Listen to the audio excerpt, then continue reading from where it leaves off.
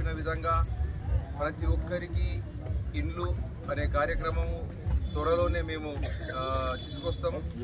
ఇందిరమ్మ ఇండ్లు తాండాలలో కానీ గ్రామంలో కానీ ప్రతి ఒక్కరు అర్హులైన వారికి ప్రతి ఒక్కరికి ఇందిరమ్మ ఇండ్లు వస్తాయి.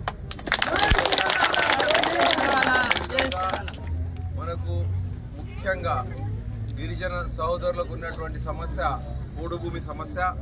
పోడు భూమి సమస్య కూడా మన ముఖ్యమంత్రి గారు ఎంతో శ్రద్ధ పెట్టి దాన్ని ముందుకు తీసుకెళ్తున్నారు.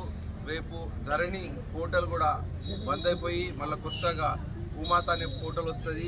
దాని ద్వారా మన పోడు భూముల సమస్య కూడా పూర్తిగా తీరిపోతుంది. మీకందరికీ పాస్బుక్లే కాకుండా ఆ భూమి అమ్ముకోవడానికి మళ్ళీ దాంట్లో మీద లోన్ తీసుకోవడానికి అన్ని సౌకర్యాలు కల్పిస్తారు. అయితే నేను అందరూ గిరిజన సోదరులకు తెలియజేసేది ఏంటంటే, మీరు అభివృద్ధి పథాన నడవాల్సినటువంటి అవసరం ఉంది. కాబట్టి మీకు ఎట్లాంటి అవసరం ఉన్నా ఎట్లాంటి ఇబ్బందులు ఉన్నా కూడా నన్ను సంప్రదించండి.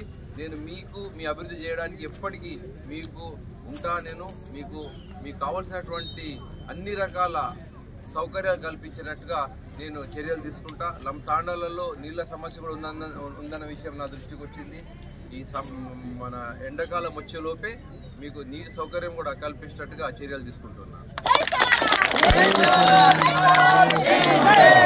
జై హింద్, జై సేవలాల్.